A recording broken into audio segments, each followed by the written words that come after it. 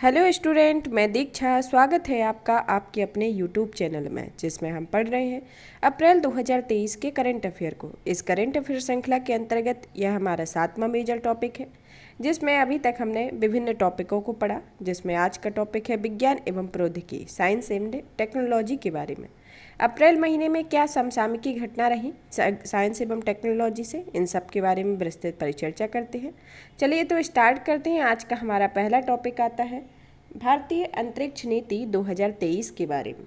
भारतीय अंतरिक्ष नीति क्या है, इस यह सुर्खियों में क्यों रही, इन सब के बारे में विस्तृत में परिचर्चा करते हैं। सबसे पहले देखते हैं कि हाल ही में भारतीय अंतरिक्ष नीति 2023 को मंजूरी दी गई है। तो हाल ही में सरकार ने भारतीय अंतरिक्ष नीति को 2023 को मंजूरी दी है। इसके संदर्भ में इससे संबंधित इस नीति से संबंधित तथ्यों के बारे में देखते हैं कि यह नीति अंतरिक्ष भागीदारी में निजी क्षेत्रों के बढ़ते महत्व को रेखांकित किया गया है। भारत सरकार ने 2020 में अंतरिक्ष क्षेत्र संबंधी नीति में सुधार शुरू किया गया था और इसके परिणाम स्वरूप गैर सरकारी संस्थानों को अधिक भागीदारी के अवसर प्राप्त हुए। इस नीति का उद्देश्य एनजीईस के समान अवसर प्रदान करना। इसके बाद सरकार ने विभिन्न हितधारकों की अंतरिक्ष गतिविधियों के लिए विनियामक संबंधी निश्चितता प्रदान करने की कोशिश की। उपयुक्त सुधारों को लागू करने के लिए भारतीय अंतरिक्ष नीति 2023 को व्यापक, समग्र और गतिशील फ्रेमवर्क के रूप में तैयार किया गया। तो इस नीति का क्या उद्देश्य है? इस नीति का उद्देश्य है कि गैर सरकारी संस्थाओं को समान अवसर प्रदान करना और उपयुक्त सुधारों को लागू करने के लिए भारतीय अंतरिक्ष नीति 2023 को व्यापक, समग्र और गतिशील फ्रेमवर्क के रूप में तैयार किया गया है। अब देखते हैं कि जो अंतरिक्ष नीति है उसके महत्व के बारे में। अंतरिक्ष नीति के महत्व के संदर्भ में कि यह भारत के अंतरिक्ष कार्यक्रम की दिशा निर्धारित करने वाली पहली व्यापक अंतरिक्ष नीति है। इसरो, इनस्पेस, NSIL और DOS सहित प्रमुख हितधारकों के लिए भूमिका निर्धारित करती है। वैश्विक चुनौतियों जैसे कि जलवायु परिवर्तन, आपदा प्रबंधन आदि के समाधान में विश्व स्तर पर सहयोग को प्रोत्साहित करती है और यह वैश्विक अंतरिक्ष क्षेत्र में भारत की भागीदारी बढ़ाने में के लिए आधार प्रदान करती है। प्रभावपूर्ण अंतरिक्ष अर्थव्यवस्था के लिए प्रौद्योगिकी हस्तांतरण को सुगम बनाती है और यह नीति सार्वजनिक निजी भागीदार के जरिए नवाचार को बढ़ावा देने पर बल देती है। तो अंतरिक्ष नीति की ये प्रमुख महत्व है जो एक दूसरे से इंटरकनेक्टेड है कि पहली यह व्यापक अंतरिक्ष नीति आई है, इसके संदर्भ में किस प्रमुख समूह की या फिर किस संस्था की और वैश्विक स्तर पर सार्वजनिक निजी भागीदारी के संदर्भ में सभी के एक सम्मिलित रूप में इसको प्रदर्शित किया गया है। इसके हर एक क्षेत्र में इम्पोर्टेंस को देखा जाता है। अब देखते हैं कि अंतरिक्ष नीति के विजन के बारे में। अंतरिक्ष नीति के विजन में पहला आता है कि अंतरिक्ष संबंधी क्षमताओं में वृद्धि करना, फिर अंतरिक्ष क्षेत्र में एक समृद्ध वाणिज्यिक क्षमता को साकार करना, प्रौद्योगिकी विकास के चालक के रूप में अंतरिक्ष क्षेत्र का उपयोग करना, अंतर्राष्ट्रीय संबंधों को और आगे बढ़ाना, अंतरिक्ष आधारित उद्योगों को प्रभावी कार्यान्वयन के लिए संस्थागत व्यवस्था का निर्माण करना, बाह्य अंतरिक्ष का शांतिपूर्ण उपयोग और अन्वेषण करना, जन जागरूकता और वैज्ञानिक जिज्ञासा को प्रेरित करना, इसके संदर्भ में इसके प्रमुख विजन है। अब आता है कि नीति के उल्लेखित रणनीति के बारे में पढ़ते हैं, जिसमें हितधारक कौन कौन से हैं। जैसे हितधारक में सरकार आती है, गैर सरकारी संस्थाएं, अंतरिक्ष विभाग, भारतीय अंतरिक्ष अनुसंधान संगठन और भारतीय राष्ट्रीय अंतरिक्ष संवर्धन और प्राधिकरण केंद्र और न्यू स्पेस इंडिया लिमिटेड के संदर्भ में इसके प्रमुख रणनीतियों के बारे में देखते हैं कि इसके अंतरिक्ष नीति के संदर्भ में क्या रणनीतियाँ। सबसे पहले तो सरकार के संदर्भ में देखते हैं कि सरकार के संदर्भ में इसकी भूमिका अंतरिक्ष क्षेत्र में अत्याधुनिक अनुसंधान एवं विकास को प्रोत्साहित करेगी। स्थिर और अनुमान आधारित विनियामकीय ढांचा उपलब्ध कराया जाएगा और यह ढांचा इन स्पेस संगठन के माध्यम से गैर सरकारी संस्थाओं को एक समान अवसर प्रदान करेगा।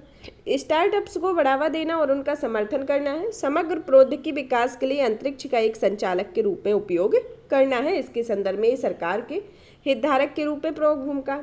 फिर आता है गैर सरकारी संस्थाओं के रूप में इनकी क्या भूमिका है। राष्ट्रीय व अंतर्राष्ट्रीय स्तर पर अंतरिक्ष आधारित संचार सेवाएं पेश करना, निम्नलिखित की स्थापना और संचालन करने के संदर्भ में इसमें अंतरिक्ष में भेजी जाने वाली वस्तुओं के संचालन के लिए बुनियादी सुविधाएं प्रदान करना, जैसे उदाहरण के लिए उपग्रह नियंत्रण केंद्र, रिमोट सेंसिंग सैटेलाइट सिस्टम।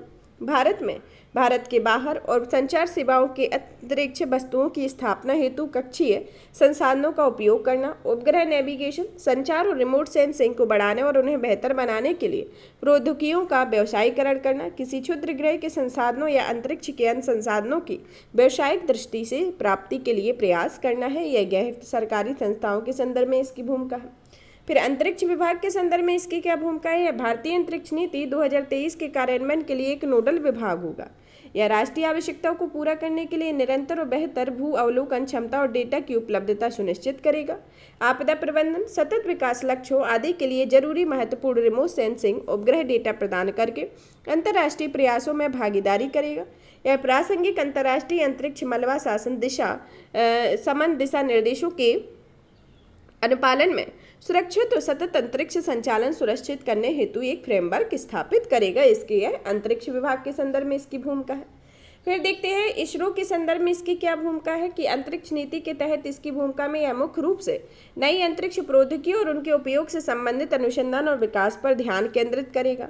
यह बाह्य अंतरिक्ष के बारे में मानव की तरह समझ का विस्तार करेगा। यह सरकारी गैर सरकारी संस्थाओं के साथ प्रौद्योगिकियों, उत्पादों, प्रक्रियाओं तथा सर्वोत्तम प्रथाओं को साझा करेगा। इसरो के रिमोट सेंसिंग उपग्रहों को ओपन डेटा एक्सेस को सक्षम बनाएगा। मानव अंतरिक्ष उड़ान क्षमता का प्रदर्शन करेगा और अंतरिक्ष में मानव की उपस्थिति को बनाए रखने के लिए एक दीर्घकालिक रोड मैप विकसित करेगा। इसके इसरो के संदर्भ में देखते हैं कि यह क्या है। इसरो की उत्पत्ति किस तरीके से हुई, इसका मुख्यालय कहाँ है और इसकी संरचना किस तरीके से और किस तरीके से वर्क करता है। इसरो जो है वह अंतरिक्ष विभाग के अंतर्गत आता है। इसकी उत्पत्ति 1962 में Indian national committee for space research की स्थापना की गई थी।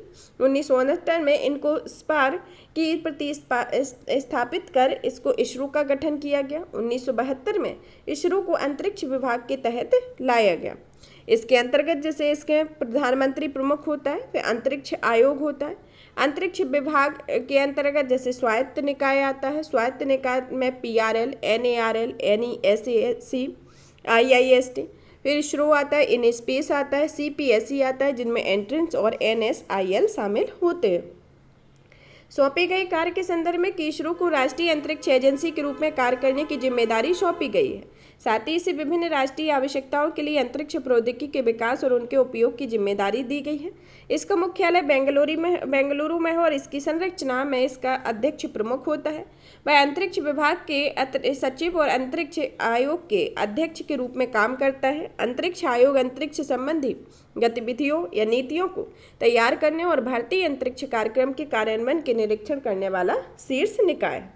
अब आता है इन स्पेस के संदर्भ में कि भारतीय अंतरिक्ष संवर्धन और प्राधिकरण केंद्र के संदर्भ में इसके संदर्भ में सरकारी संस्थाओं और गैर सरकारी संस्थाओं द्वारा अंतरिक्ष गतिविधियों की अनुमति के लिए एकल खिड़की एजेंसी के रूप में कार्य होगा। वैश्विक स्तर पर भारत का पसंदीदा सेवा प्रदाता के रूप में स्थापित करने के लिए उद्योगों के साथ मिलकर कार्य करेगा।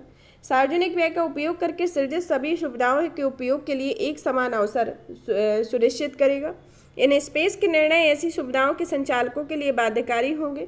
इसरो द्वारा विकसित प्रौद्योगिकियों के हस्तांतरण को सुगम बनाएगा और अंतरिक्ष गतिविधियों में हुए संभावित नुकसान की भरपाई के संबंध में दिशा निर्देश निर्धारित करेगा। अब आता है न्यू स्पेस इंडिया लिमिटेड के बारे में। सार्वजनिक व्यय की सहायता से तैयार की गई अंतरिक्ष प्रौद्योगिकियों को प्लेटफॉर्म के व्यवसायीकरण के लिए जिम्मेदार है। इसरो के मिशनों के परिचालन भाग को NSIL में स्थानांतरण कर दिया जाता है। उपयोगकर्ता की अंतरिक्ष आधारित आवश्यकताओं हेतु सेवा प्रदान करना न्यू स्पेस इंडिया के तहत लिमिटेड के तहत इसकी प्रमुख भूमिका होती है। अब आता है अंतरिक्ष में निजी क्षेत्र की भागीदारी के महत्व के बारे में। अंतरिक्ष और अनुसंधान पर ध्यान केंद्रित करना। इस कदम से इसरो को अत्याधुनिक रिसर्च एंड डेवलपमेंट, अन्वेषण, मिशन और मानव अंतरिक्ष उड़ान कार्यक्रम पर ध्यान केंद्रित करने के लिए सहायता मिलेगी। आपूर्ति संचालित मॉडल से मांग संचालित मॉडल में बदलाव किया जाएगा, जिसमें कृषि से लेकर परिवहन, मौसम विभाग और यहाँ तक कि शहरी विकास तक अभी लगभग हर क्षेत्र में अपनी उपग्रह डेटा और अंतरिक्ष प्रौद्योगिकी की आवश्यकता है। एंड टू एंड अंतरिक्ष गतिविधियों में निजी क्षेत्र के प्रवेश से उक्त क्षेत्रों में नई मांगों को पूरा करना संभव हो सकेगा। तेजी से बढ़ता अंतरिक्ष उद्योग के संदर्भ में इसमें ऐसा अनुमान लगाया जाता है कि भारतीय अंतरिक्ष क्षेत्र अगले 5 वर्षों में लगभग 48% के CAGR से बढ़कर 50 अरब अमेरिकी डॉलर तक पहुंच जाएगा। वैश्विक अंतरिक्ष अर्थव्यवस्था में हिस्सेदारी में बढ़ोतरी के संदर्भ में कि वर्तमान में अंतरिक्ष अर्थव्यवस्था में भारत की हिस्सेदारी लगभग 2% है और यह प्रमुख देशों जैसे अमेरिका और चीन में भी से बहुत पीछे है। अंतरिक्ष गतिविधियों में विविधता लाते हुए नए क्षेत्रों को शामिल करने के संदर्भ में इसमें वैश्विक अंतरिक्ष बाजार में रॉकेट और उपग्रह प्रक्षेपण सेवाओं का हिस्सा केवल 5% है। यह एक ऐसा क्षेत्र होता है जिसमें इसरो की विशेषज्ञता प्राप्त होती है। वहीं दूसरी ओर अंतरिक्ष बाजार के शेष 95% हिस्से पर सैटेलाइट आधारित सेवाओं और ग्राउंड आधारित सिस्टम का कब्जा होता है। नवाचार और संवेदीकरण के संदर्भ में इसमें सार्वजनिक निजी भागीदारी और प्रौद्योगिकी हस्तांतरण पर ध्यान केंद्रित करके सार्वजनिक और निजी क्षेत्रों की संसाधनों, ज्ञान तथा विशेषज्ञता को साझा किया जाता है। यह मेक इन इंडिया को बढ़ावा दिया जाता है कि जिसमें निजी क्षेत्रों की सक्रिय भागीदारी से भारत दुनिया के लिए उपग्रह निर्माण केंद्र और एक लॉन्च पैड गंतव्य बनने की आकांक्षा कर सकता है और इससे लघु उपग्रह प्रक्षेपण यान से लेकर भूतुल्यकारक उपग्रह प्रक्षेपण यान तक इसमें शामिल होते हैं। इसके संदर्भ में विद्यमान चिंताओं के बारे में देखते हैं कि यह विनियमों की बहुलता, जैसे उदाहरण के तौर पर DOS, इसरो, एंट्रिक्स आदि से अनुमोदन लेने की आवश्यकता होती है। इसमें स्वतंत्र विनियामक की अनुपस्थिति होती है जिसमें इसरो विनियामक और संचालक दोनों कार्य करते हैं। अंतरिक्ष सुरक्षा और सामरिक क्षेत्रों से जुड़ा हुआ होता है जिसमें निजी क्षेत्र एक महत्वपूर्ण सूचना को लीक कर सकता है जिससे सुरक्षा के समक्ष खतरा पैदा हो सकता है। बढ़ती अंतरिक्ष अर्थव्यवस्था के साथ साथ अंतरिक्ष मलबे में हुई वृद्धि को संदर्भित करता है जिसमें वर्तमान में 10 सेंटीमीटर से बड़े आकार के मलबे के लगभग 23,000 टुकड़े पृथ्वी की कक्षा में मौजूद रहते हैं। अब आता है अंतरिक्ष क्षेत्र में निजी क्षेत्र की भागीदारी के संदर्भ में क्या इसकी वर्तमान स्थिति है। इसकी वर्तमान स्थिति के संदर्भ में देखते हैं कि इसरो के साथ लगभग 100 स्टार्टअप्स कंपनियां पंजीकृत हैं और ये अंतरिक्ष क्षेत्र के विभिन्न हिस्सों में मिलकर काम कर रही हैं। इसमें 2021 में भारत में 350 से अधिक स्पेस टेक कंपनियां थी और 2022 में भारत में निजी तौर पर निर्मित पहला रॉकेट विक्रम एस को मिशन को प्रारंभ के तहत लॉन्च किया गया था। इसे हैदराबाद स्थित स्काई रूट एरोस्पेस द्वारा विकसित किया गया था। PSLV के निर्माण के संदर्भ में इसमें NSIL और हिंदुस्तान एरोनॉटिक्स लिमिटेड ने PSLV के निर्माण के लिए समझौता ज्ञापन का आदान प्रदान किया और L&T के इस समूह में HAL के साथ भागीदारी कर रही है। अब आता है अंतरिक्ष में निजी भागीदारी की दिशा में अन्य उपाय के संदर्भ में जिसमें NSIL और इन स्पेस के अलावा अन्य संस्थाएं भी शामिल हैं। NSIL और इंडियन स्पेस एसोसिएशन के संदर्भ में इंडियन स्पेस एसोसिएशन को 2021 में लॉन्च किया गया था। यह शीर्ष निकाय होती है जो गैर लाभकारी उद्योग है जो भारत में विशेष रूप से निजी और सार्वजनिक अंतरिक्ष उद्योग में सफल अन्वेषण, सहयोग और विकास की दिशा में काम कर रहा है। यह नीतिगत उपाय करेगा, सभी हितधारकों को एक मंच पर जोड़ेगा और उनके साथ मिलकर काम करेगा तथा अंतरिक्ष डोमेन संबंधी ज्ञान व प्रौद्योगिकी आदान प्रदान में तेजी लाने के लिए एक उत्प्रेरक के रूप में कार्य करेगा। एंटिक्स कॉरपोरेशन लिमिटेड के बारे में इसे इसरो की मार्केटिंग शाखा के रूप में निगमित किया गया है। उपग्रहों और प्रक्षेपण यानों हेतु इसरो के वाणिज्यिक पक्ष को संभालते हुए विदेशी ग्राहकों के साथ डील करता है। अंतरिक्ष उद्यमिता को उद्यमशीलता के संदर्भ में यहाँ space entrepreneurship and enterprise development seed के बारे में या इसरो के हित के फोकस क्षेत्रों में स्टार्टअप्स और MSME के प्रतिस्पर्धी प्रारंभिक चरण प्रोत्साहन कार्यक्रम के तहत इसकी स्थापना की गई है। इसको निष्कर्ष के तौर पर देखते हैं तो इसमें भारतीय अंतरिक्ष नीति 2023 में भारत के अंतरिक्ष क्षेत्र हेतु एक साहसिक और महत्वाकांक्षी भविष्य के लिए एक मंच तैयार करती है। साथ ही यह नवाचार सहयोग और अंतर्राष्ट्रीय सहयोग के लिए अवसर प्रदान करती है। हालांकि यह स्वीकार करना आवश्यक है कि वैश्विक अंतरिक्ष परिदृश्य स्थिर नहीं है बल्कि यह लगातार विकसित हो रहा है। इन तीव्र परिवर्तनों के साथ तालमेल रखने के लिए भारत की अनुकूलन क्षमता और रणनीतिक दूरदर्शिता को अपनाना चाहिए। इसके संदर्भ में इसको निष्कर्ष के तौर पर देख सकते हैं। अब पढ़ते हैं LIGO इंडिया परियोजना के बारे में कि यह है सुर्खियों में क्यों रही। LIGO इंडो परियोजना केंद्रीय कैबिनेट ने laser interferometer gravitational wave observatory या LIGO परियोजना के तहत एक उन्नत गुरुत्वाकर्षण तरंग डिटेक्टर निर्माण की मंजूरी दी है। इससे संबंधित तथ्य आते हैं कि इस डिटेक्टर के घटक में भारत में बनाए जाएंगे। इससे भारतीय वैज्ञानिकों और इंजीनियर की तकनीकी क्षमता में सुधार होगा। इस परियोजना से उच्च तकनीकी विकास के साथ साथ भारत के खगोल भौतिकी अनुसंधान से भी संबंधित कई क्षेत्रों में लाभ प्राप्त होगा। वर्तमान में LIGO सुविधाओं के संदर्भ में इंडिया लीगो इंडिया विश्व में अपनी तरह की तीसरी वेधशाला होगी। वर्तमान में लीगो में संयुक्त राज्य अमेरिका के बाद भीतर 2 अलग अलग जगहों पर स्थित प्रयोगशालाएं शामिल है, जिसमें एक हनफोर्ड वाशिंगटन और दूसरा लिविंगस्टन लुइसियाना में है। इस वेधशाला के उपकरण इतने संवेदनशील होते हैं कि वे भूकंप, भूस्खलन जैसी घटनाओं और यहाँ तक कि ट्रकों की आवाजाही से आसानी से प्रभावित हो सकते हैं और गलत रीडिंग दे सकते हैं। यही कारण होता है कि संकेतों को दोबारा सत्यापित करने के लिए कई वेधशालाओं का आवश्यकता होती है। इसके अलावा कई डिटेक्टर गुरुत्वाकर्षण तरंगों के सभी संभावित स्रोतों का पता लगाना, उनकी जानकारी की गुणवत्ता और सटीकता में सटीकता में सुधार कर सकते हैं। लीगो की सहायक सुविधाओं के संदर्भ में देखते हैं। सबसे पहले वर्गो VIRGO, यह इटली में स्थित है। यह गुरुत्वाकर्षण तरंग इंटरफेरोमीटर है जिसकी लंबाई 3 किलोमीटर, लीगो की लंबाई 4 किलोमीटर है। यह यूरोपीय गुरुत्वाकर्षण वेधशाला द्वारा वित्त पोषित है, जो इटली और फ्रांस की सरकारों के बीच एक सहयोग है। GEO 600 के बारे में, यह हनोवर जर्मनी के पास स्थित 0.6 किलोमीटर या 600 मीटर की इंटरफेरोमीटर है, जिसे जर्मन और ब्रिटिश दोनों सरकारों द्वारा वित्त पोषित किया जाता है। कागरा यह जापान वर्तमान में कामियोका खदान के अंदर 3 किलोमीटर की इंटरफेरोमीटर बना रहा है। अब इस परियोजना के बारे में पढ़ते हैं। इस परियोजना को लीगो इंडिया परियोजना पूरी होने पर विश्वव्यापी नेटवर्क के एक हिस्से के रूप में भारत में अवस्थित एक उन्नत गुरुत्वाकर्षण तरंग वेधशाला होगी। इसकी उत्पत्ति परियोजना को 2016 में सैद्धांतिक रूप से मंजूरी दी गई थी। इसे 2023 तक पूरा किया जाना है। इसका स्थान महाराष्ट्र के हिंगोली जिला है तथा इसकी क्षमता भारतीय अनुसंधान संस्थानों के संघ और संयुक्त राज्य अमेरिका में लीगो प्रयोगशाला के बीच एक सहयोगी परियोजना है और इस परियोजना को अमेरिका एक प्रयोगशाला के लिए आवश्यक प्रमुख घटक प्रदान करेगा। इसमें शामिल संस्थानों विभाग के संदर्भ में इसमें परमाणु ऊर्जा विभाग, विज्ञान और प्रौद्योगिकी विकास, US नेशनल साइंस फाउंडेशन, निर्माण संपदा प्रबंधन निदेशालय, अंतर विश्वविद्यालय केंद्र खगोल विज्ञान और खगोल भौतिकी पुणे, प्लाज्मा अनुसंधान संस्थान गांधीनगर, राजा रमन्ना प्रगत प्रौद्योगिकी केंद्र इंदौर, इसके अंतर्गत प्रमुख संस्थान और विभाग शामिल होते हैं। अब आता है लीगो के बारे में। लीगो एक विशाल इंटरफेरोमीटर होता है जिसमें यह गुरुत्वाकर्षण तरंगों को ब्लैक होल और स्पेस टाइम से जुड़ा हुआ रहता है, जिसमें इसके अंतर्गत कुछ इस तरीके की प्रक्रिया होती है जिसमें लाइट डिटेक्टर लगे रहते हैं, बीम स्पेल्टर लगे रहते हैं और यह किस तरीके से वर्क करता है, इसमें एक दूसरे से इंटरकनेक्शन की स्थिति दिखाई देती है, जो दर्पण के माध्यम से इसको सामने प्रदर्शित करती है। अब आता है इसके संदर्भ में कि लीगो क्या है और यह कैसे काम करता है। लीगो में लेजर इंटरफेरोमीटर का उपयोग गुरुत्वाकर्षण तरंगों का पता लगाने के लिए किया जाता है। लीगो डिटेक्टर में 4.44 किलोमीटर लंबाई वाले टनल के 2 निर्वात कक्ष होते हैं। दोनों कक्ष आपस में एक दूसरे से समकोण पर जुड़े हुए होते हैं। इन दोनों कक्षों के अंत में दर्पण लगे होते हैं। परीक्षण के दौरान दोनों कक्षों में एक साथ प्रकाश किरणें छोड़ी जाती हैं। सामान्य स्थिति में छोड़ी गई प्रकाश किरणों के दोनों कक्षों के अंत में मौजूद दर्पण से टकराकर एक ही समय में वापस लौटना चाहिए।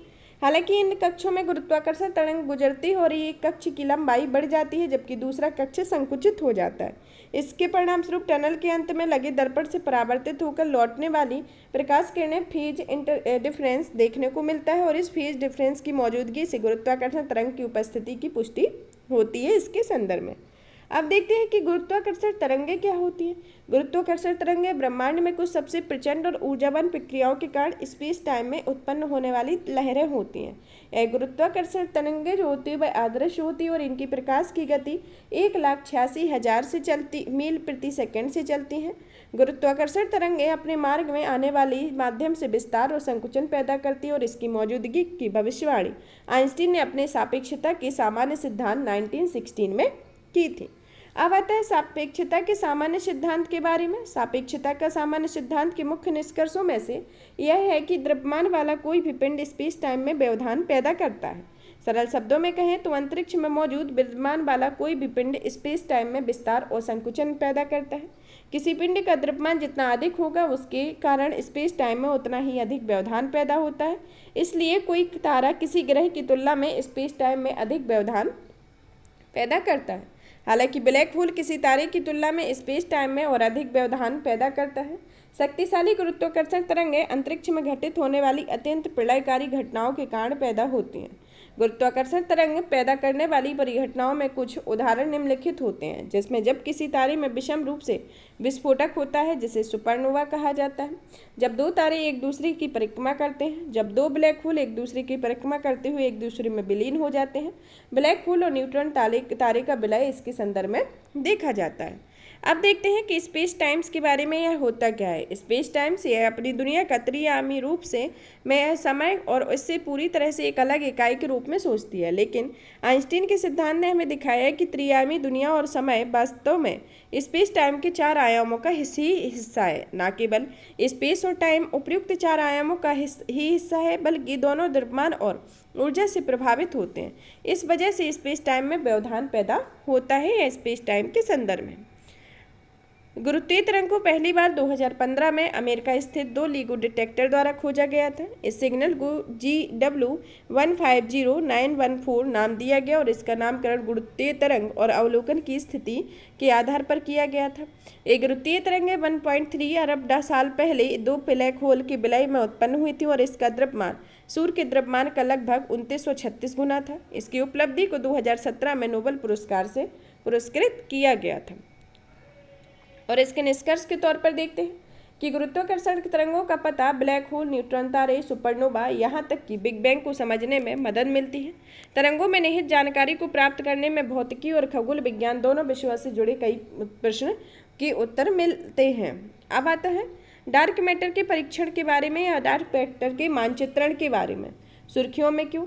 खगोलविद ने डार्क मैटर का सबसे विस्तृत मानचित्रण किया है। इसमें ब्रह्मांड की लंपीनेस, ब्रह्मांड के फैलने की दर और दोनों को दर्शाया गया है। यहाँ लंपीनेस का तात्पर्य ठोस अवस्था वाले किसी पदार्थ से है जिसका आमतौर पर कोई निश्चित आकार नहीं होता है। इससे संबंधित तथ्यों के बारे में पढ़ते हैं कि इसमें खगोलविद ने अटाकामा कॉस्मोलॉजी टेलीस्कोप के माइक्रोवेव डिटेक्टर की मदद से मानचित्रण तैयार किया। ब्रह्मांड के विस्तार के बारे में आइंस्टीन के सिद्धांत में की गई भविष्यवाणियां सही हैं या नहीं, इसका पता लगाने के लिए खगोलविद ने अटाकामा कॉस्मोलॉजी टेलीस्कोप द्वारा एकत्र किए गए आंकड़ों का अवलोकन किया। खगोलविद ने ब्रह्मांड विज्ञान के मानक मॉडल की सत्यता का भी अवलोकन किया गया।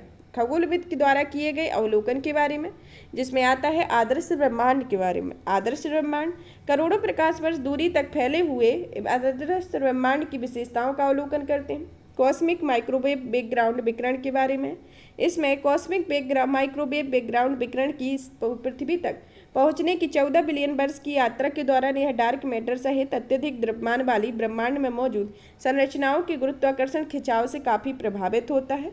इसमें यह फॉसल रेडिएशन या बिग बैंग की परिघटना के अवशेष रूप में मौजूद प्रथम प्रकाश है और यह हमेशा के लिए पूरे ब्रह्मांड में स्वतंत्र रूप से संचरण करता है तथा कॉस्मिक माइक्रोवेव बैकग्राउंड विकिरण डार्क मैटर द्वारा विक्षेपित हो जाता है और ठीक उसी प्रकार से इसे मैग्नीफाइंग ग्लास से गुजरने वाला प्रकाश विक्षेपित हो जाता है। लंपीनेस के बारे में, लंपीनेस अवलोकन के दौरान माप से पता चलता है कि ब्रह्मांड में लंपीनेस SMC के तहत निर्धारित आकार के अनुरूप ही है। विस्तार के संदर्भ में इसमें ब्रह्मांड के फैलने की दर आइंस्टीन के सिद्धांत पर आधारित हमारे SMC के अनुरूप होती है। ग्रेविटेशनल लेसेंसिंग के बारे में, इससे CMB के संचरण को रिकॉर्ड करते समय देखा गया था। इसके तहत अंतरिक्ष में अत्यधिक विशाल मात्रा में मौजूद पदार्थ जैसे आकाशगंगाओं का समूह आदि प्रबल गुरुत्वाकर्षण क्षेत्र निर्मित करते हैं। यह प्रबल गुरुत्वाकर्षण दूर स्थित आकाशगंगाओं से आने वाले प्रकाश मोड़ देता है। इसके पश्चात यह प्रकाश खींचे हुए चाप के आकार में दिखाई देता है जिसे आइंस्टीन रिंग कहते हैं। इस प्रकार पृथ्वी तक इन दूर स्थित आकाशगंगाओं को भी प्रकाश पहुंच जाता है। ग्रेविटेशनल लेंसिंग डार्क मैटर का पता लगाने में मदद करता है। इसके संदर्भ में अब पढ़ते हैं कि बिग बैंग मॉडल क्या है। बिग बैंग मॉडल यह कॉस्मिक माइक्रोवेव बैकग्राउंड की मौजूदगी की व्याख्या करने में सक्षम एकमात्र मॉडल है। इस मॉडल के अनुसार ब्रह्मांड की शुरुआत एक अत्यंत सघन और गर्म चरण में हुई है, जिसमें समय के साथ धीरे धीरे ब्रह्मांड का विस्तार होने से वह ठंडा भी होता गया और कई सैकड़ों हजार वर्षों तक ब्रह्मांड का तापमान इतना बढ़ गया कि इसे न्यूट्रल परमाणु का निर्माण नहीं हो सका। पदार्थ के रूप में ज़्यादातर न्यूट्रॉन और आवेशित कण अस्तित्व में थे। स्वतंत्र इलेक्ट्रॉन्स और प्रकाश कणों के बीच प्रत्यक्ष क्रिया हुई, जिसके कारण उस समय प्रकाश इन स्वतंत्र इलेक्ट्रॉन्स द्वारा विक्षेपित परावर्तित हो जाता था और इसका परिणाम यह हुआ कि सीधी रेखा में गति करने वाले प्रकाश ब्रह्मांड की दूरी तक नहीं पहुंच सके। आइंस्टीन के सापेक्षता सिद्धांत के बारे में। आइंस्टीन ने 1915 में इस सिद्धांत को प्रतिपादित किया था। इस सिद्धांत में आइजैक न्यूटन की अंतरिक्ष संबंधी उस अवधारणा का खंडन किया गया था जिसमें उन्होंने टाइम एंड स्पेस को स्थिर बताया था। हालांकि आइंस्टीन के सिद्धांत के अनुसार अंतरिक्ष सघन, तरल और लचीला है। इस सिद्धांत के अनुसार गुरुत्वाकर्षण कोई बल नहीं है, बल्कि यह टाइम एंड स्पेस में एक प्रकार का व्यवधान है जिसमें विस्तार और संकुचन या वक्रता, जो विस्तार, संकुचन एवं वक्रता को पैदा करता है। ब्लैक होल्स के आसपास में टकराने या विलय होने से गुरुत्वाकर्षण की लहरें पैदा होती है, जैसा कि हमने अभी एक एक करके इनके परिभाषा सहित इनको देखा हुआ है। अब आता है कि सामान्य सापेक्षता सिद्धांत में आइंस्टीन की भविष्य के बारे में। आइंस्टीन की ने क्या भविष्यवाणी की थी? जैसे अंतरिक्ष में संचरण के संदर्भ में द्रव्यमान और ऊर्जा का संकेंद्रण स्पेस टाइम की संरचना में विस्तार और खिंचाव का वक्रता पैदा करता है, जिससे प्रकाश सहित इसके नज़दीक से गुजरने वाले किसी भी पिंड का संचरण प्रभावित होता है।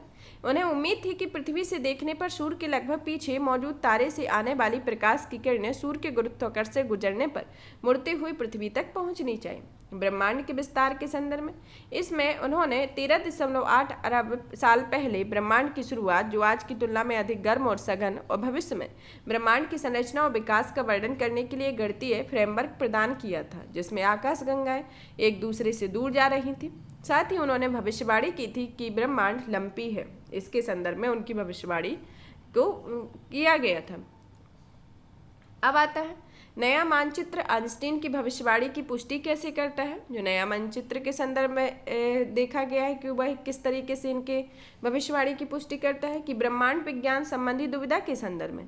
इसके तहत पिछले मानचित्रों से पता चलता है कि ब्रह्मांड का लंपीनेस उतना सघन नहीं था जितना कि ब्रह्मांड विज्ञान के मानक मॉडल के तहत आइंस्टीन के सिद्धांत को बताया गया है। इससे उनके विज्ञान के मानक मॉडल की दक्षता को लेकर दुविधा उत्पन्न हुई थी, जिसमें पिछले मानचित्रों में के निष्कर्षण बैकग्राउंड लाइट का मापन करने से प्राप्त हुए थे, जिसमें बैकग्राउंड लाइट CMB के बजाय आकाशगंगाओं में मौजूद तारों में उत्सर्जित होता है। हालांकि ACT के नवीनतम परिणामों के सटीक आकलन से पता चलता है कि ब्रह्मांड का लंपीनेस आइंस्टीन के सिद्धांतों के अनुरूप होता है। ब्रह्मांड विज्ञान का मानक मॉडल के संदर्भ में इसके तहत प्रवृत्त परिणामों से साबित हुआ है कि ब्रह्मांड का विस्तार SMC के अनुरूप ही है। इसे कॉनकॉर्डिस कॉस्मोलॉजिकल मॉडल या CDM मॉडल भी कहा जाता है। यह इस सिद्धांत पर आधारित होता है कि ब्रह्मांड का निर्माण बिग बैंग द्वारा विशुद्ध ऊर्जा से हुआ था। इसके अलावा इसके तहत यह माना जाता है कि ब्रह्मांड लगभग 5% ऑर्डिनरी मैटर, 27% डार्क मैटर और 28% डार्क एनर्जी से मिलकर बना हुआ है। CMB की उपस्थिति से पता चलता है कि ब्रह्मांड की शुरुआत एक अत्यंत सघन और गर्म अवस्था से हुई है और समय के साथ साथ धीरे धीरे ब्रह्मांड का विस्तार होने से वह ठंडा भी होता गया। तत्पश्चात CMB का उत्सर्जन हुआ। CMB का संचरण दर्शाता है कि ब्रह्मांड का अभी भी विस्तार हो रहा है। साथ ही यह ब्रह्मांड में मौजूद बड़े पिंडों द्वारा इसके विक्षेपण से यह पुष्टि होती है कि गुरुत्वाकर्षण एक बल नहीं है, बल्कि टाइम एंड स्पेस में एक प्रकार का व्यवधान या वक्रता है। इसके संदर्भ में अब आता है कि डार्क मैटर या ब्रह्मांड की संरचना के संदर्भ में। ब्रह्मांड की संरचना के संदर्भ में देखते हैं सबसे पहले डार्क मैटर के बारे में। डार्क मैटर सामान्य पदार्थ के विपरीत डार्क मैटर विद्युत चुंबकीय बल के साथ अंतरक्रिया नहीं करता है। इसका अर्थ है कि यह प्रकाश को न तो अवशोषित करता है, न परावर्तित करता है, न ही उत्सर्जित करता है। इस कारण इसे खोजना बहुत मुश्किल हो जाता है। विजिबल मैटर पर डार्क मैटर के गुरुत्वाकर्षण बल के प्रभाव या खिंचाव से ही शोधकर्ता डार्क मैटर की मौजूदगी का अनुमान लगा पाए हैं, जिससे ऐसा प्रतीत होता है कि ब्रह्मांड में डार्क मैटर विजिबल मैटर की तुलना में लगभग 6 गुना अधिक है। अर्थात ब्रह्मांड का लगभग 27% हिस्सा डार्क मैटर है। खगोलशास्त्री फ्रिट्ज ज्विस्की ने पहली बार 1930 में डार्क मैटर शब्द का इस्तेमाल किया था। तो डार्क एनर्जी के बारे में पढ़ते हैं। यह क्या होता है? यह ब्रह्मांड का लगभग 68% डार्क एनर्जी और यह मुख्यतः अंतरिक्ष में निर्वात वाले क्षेत्रों से संबद्ध होता है। यह स्पेस टाइम के संदर्भ में संपूर्ण ब्रह्मांड में एक समान रूप से विस्तृत है। विजिबल मैटर के संदर्भ में विजिबल मैटर यह ब्रह्मांड का लगभग 5% हिस्सा कवर करता है, जिसमें पृथ्वी, सूर्य, अन्य तारे, आकाशगंगाएं शामिल हैं। यह प्रोटॉन, न्यूट्रॉन, इलेक्ट्रॉन्स के बंधन के निर्मित परिणामों से मिलकर बना होता है। अब इसके निष्कर्ष के तौर पर देखते हैं कि इसमें एसीटी की से मदद की गई कि नवीनतम खोज ने एसएमसी को बरकरार रखा है कि ब्रह्मांड विज्ञान की गुत्थियों को काफ़ी हद तक हल कर लिया गया है और यह खगोलविदों और शोधकर्ताओं की अंतरिक्ष से संबंधित शोध के लिए नवा अवसर प्रदान करता है। अंतरिक्ष एजेंसियां जैसे नासा, इसरो आदि इन निष्कर्षों का उपयोग अपने अंतरिक्ष अन्वेषण कार्यक्रमों के लिए कर सकते हैं। अब पढ़ते हैं राष्ट्रीय क्वांटम मिशन के बारे में। हाल ही में केंद्रीय मंत्रिमंडल ने राष्ट्रीय क्वांटम मिशन को मंजूरी दी है और इसके तहत लगभग 6,000 करोड़ रुपए आवंटित किए गए। क्वांटम प्रौद्योगिकी के बारे में। क्वांटम प्रौद्योगिकी का उद्देश्य क्वांटम भौतिकी के नियमों का उपयोग करना जो एटॉमिक और सब एटॉमिक स्तर पर पदार्थ और ऊर्जा के व्यवहार का वर्णन करते हैं। यह पारंपरिक भौतिकी से अलग है जिसमें कोई वस्तु एक समय में एक ही स्थान पर मौजूद हो सकती है। जैसे उदाहरण के लिए पारंपरिक कंप्यूटर द्विआधारी भौतिक अवस्था का उपयोग करके संचालित होते हैं और जिसका अर्थ है कि इनका संचालन दो स्थितियों में से एक पर आधारित होता है। अब आता है क्वांटम प्रौद्योगिकी के संभावित उपयोग के बारे में। जैसे क्वांटम कंप्यूटिंग के संदर्भ में। क्वांटम कंप्यूटिंग के संदर्भ में इसमें बाइनरी की बजाय सूचना की मूलभूत इकाई के रूप में क्यूबिट्स का इस्तेमाल किया जाता है, जिसमें क्यूबिट्स आमतौर पर एक सब एटॉमिक स्तर के कण होते हैं।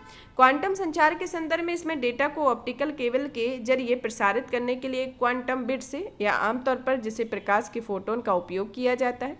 इसमें प्रयुक्त तकनीकी है क्वांटम डिस्ट्रीब्यूशन और क्वांटम रैंडम नंबर जनरेशन इसके अंतर्गत आता है। फिर आता है क्वांटम सेंसिंग और मेट्रोलॉजिकल या माप पद्धति के बारे में। इसमें अलग अलग कणों जैसे फोटोन और इलेक्ट्रॉन का सेंसर के रूप में प्रयोग किया जाता है। एक कण बल, गुरुत्व, विद्युत क्षेत्र आदि के मापन के लिए आधुनिक तकनीकों में अत्यंत संवेदनशील सेंसर्स के रूप में प्रयुक्त होते हैं। फिर आता है क्वांटम सिमुलेशन के बारे में। विशेष रूप से तैयार किया गया क्वांटम कंप्यूटर है जिसका उपयोग भौतिक जगत के पदार्थों और रासायनिक अभिक्रियाओं का सिमुलेशन करना इसके संदर्भ में इसके प्रमुख उपयोग है। अब आता है एनक्यूएम मिशन के बारे में। इसका उद्देश्य क्या है? इसका उद्देश्य विज्ञान और औद्योगिक अनुसंधान संगठन विकास आधारित गतिविधियों को सहायता प्रदान करना है, उन्हें बढ़ावा देना और उनका विस्तार करना है। क्वांटम प्रौद्योगिकी के क्षेत्र में एक जीवंत और एक अभिनव संस्थागत व्यवस्था स्थापित करना है। इसके तहत कार्यान्वयन एजेंसी विज्ञान एवं प्रौद्योगिकी मंत्रालय के तहत विज्ञान और प्रौद्योगिकी विभाग द्वारा कार्यान्वित किया जाएगा, जिसके मिशन की अवधि 2023 से 2031 तक संचालित किया गया है। इसका उद्देश्य मिशन के तहत 8 वर्षों में 50 से 1000 फिजिकल क्यूबिट की क्षमता वाले मध्यवर्ती स्तर के क्वांटम कंप्यूटर विकसित करना है और ये अन्य देशों के साथ लंबी दूरी तक सुरक्षित क्वांटम संचार सुनिश्चित करने के साथ साथ देश में 2000 किलोमीटर की सीमा में ग्राउंड स्टेशन के बीच उपग्रह आधारित सुरक्षित क्वांटम संचार नेटवर्क स्थापित करना है और इसके अलावा 2000 किलोमीटर के अधिक दायरे में इंटरसिटी क्वांटम की डिस्ट्रीब्यूशन स्थापित करना है। अब पढ़ते हैं क्वांटम की डिस्ट्रीब्यूशन होता क्या है। यह एक संचार की एक सुरक्षित प्रौद्योगिकी होती है जो पक्षकारों के बीच यादृच्छिक गुप्त कीज या कुंजियों को साझा करने सक्षम बनाती है। ये गुप्त कुंजियाँ केवल उन्हें ही ज्ञात होती हैं और इनका प्रयोग कर संदेशों को इनक्रिप्टेड या डिस्क्रिप्टेड किया जाता है। मैग्नेटोमीटर के बारे में। यह चुंबकीय क्षेत्र की प्रबलता और दिशा मापने वाला उपकरण होता है। इससे पृथ्वी पर उसके निकट और अंतरिक्ष में मौजूद चुंबकीय क्षेत्र की प्रबलता और दिशा को मापा जाता है इसके संदर्भ में। अब आता है इसके प्रमुख सिद्धांत के बारे में, जिसमें पहला आता है सुपरपोजिशन के बारे में। सुपरपोजिशन इसका अर्थ होता है जब तक कि अंतिम परिणाम 1 या 2, 1 या 0 प्राप्त ना हो जाए प्रत्येक क्वांटम कण एक ही समय में 1 और 0 के बीच अवस्थाओं को संदर्भित करता है। एंगेल्टेलमेंट के बारे में। यह एक ऐसी स्थिति को संदर्भित करता है जिसमें 2 या 2 से अधिक क्वांटम कण इस प्रकार से आपस में जुड़े होते हैं कि किसी एक में किया गया परिवर्तन दूसरे के कण को प्रभावित करता है। क्यूबिट के बारे में। क्यूबिट जैसे क्लासिकल या कंप्यूटिंग में इंफॉर्मेशन की मूल इकाई बाइनरी बिट होती है, ठीक वैसे ही क्वांटम कंप्यूटिंग में इंफॉर्मेशन की मूल इकाई क्यूबिट या क्वांटम बिट जैसे 0 और 1 के माध्यम से प्रदर्शित किया जाता है या इस अवस्था में रहती है, उसे क्यूबिट कहा जाता है। फिजिकल बनाम लॉजिकल क्यूबिट के बारे में। फिजिकल क्यूबिट क्या होती है? फिजिकल क्यूबिट क्वांटम इंफॉर्मेशन का भौतिक वाहक होता है और यह 2 अवस्थाओं वाली क्वांटम प्रणाली के रूप में व्यवहार करता है। इसका उपयोग क्वांटम कंप्यूटर के घटक के रूप में किया जाता है। जैसे उदाहरण के लिए हाइड्रोजन का परमाणु ऊर्जा के कई स्तरों में अस्तित्व बना रह सकता है। लॉजिकल क्यूबिट्स फिजिकल क्यूबिट्स के समूह होते हैं जो कम्यूटेशन के साथ काम करते हैं इसके संदर्भ में। क्लासिकल बिट्स और क्वांटम बिट्स क्यूबिट के संदर्भ में इसकी एक स्थिति को दर्शाया गया है। अब आता है कि इसके उपयोग के क्षेत्र के बारे में। उपयोग जैसे परमाणु प्रणालियों के लिए उच्च संवेदनशीलता वाले मैग्नोमीटर के बारे में विकास के करने में। मैग्नोमीटर चुंबकीय क्षेत्र की प्रबलता और दिशा को मापने वाला एक उपकरण होता है। इसमें पृथ्वी पर उसके निकट और अंतरिक्ष में मौजूद चुंबकीय क्षेत्र की प्रबलता और दिशा को मापा जाता है। इसमें सटीक समय संचार और नेविगेशन के परमाणु घड़ियों के क्षेत्र में होता है। क्वांटम उपकरणों के निर्माण के लिए सुपर कंडक्टर्स, नवीन सेमीकंडक्टर संरचनाओं और टोपोलॉजिकल सामग्रियों जैसे क्वांटम सामग्रियों को डिजाइन करने और उनको मूर्त रूप देने के लिए किया जाता है। क्वांटम संचार, सेंसिंग और मौसम विज्ञान संबंधी उपयोगों के लिए सिंगल फोटोन सोर्स डिटेक्टर और एंगेल्ड फोटोन सोर्स के क्षेत्र के अंतर्गत आता है। इसकी विषय वस्तु या थीम्स के बारे में देखते हैं कि इसके तहत इसमें संबंधित शीर्ष शैक्षणिक और राष्ट्रीय अनुसंधान एवं विकास संस्थानों में निम्नलिखित 4 थीमेटिक हब या टी हब्स स्थापित किए जाएंगे, जिसमें क्वांटम कंप्यूटिंग, क्वांटम संचार, क्वांटम सेंसिंग, मेट्रोलॉजी और क्वांटम सामग्री और उपकरण इसके अंतर्गत इसकी प्रमुख थीम है। इस मिशन के समक्ष चुनौतियां जैसे दीर्घावधि के लिए स्थायी वित्त की आवश्यकता का होना, अनुसंधान इकोसिस्टम का कम विकसित होना, शिक्षा और कौशल स्तरों में अंतराल होना, उद्योगों और शिक्षा जगत के बीच सीमित जुड़ाव होना, राष्ट्रीय व अंतर्राष्ट्रीय स्तर पर अनुसंधान संबंधी निम्न स्तरीय सहयोग होना।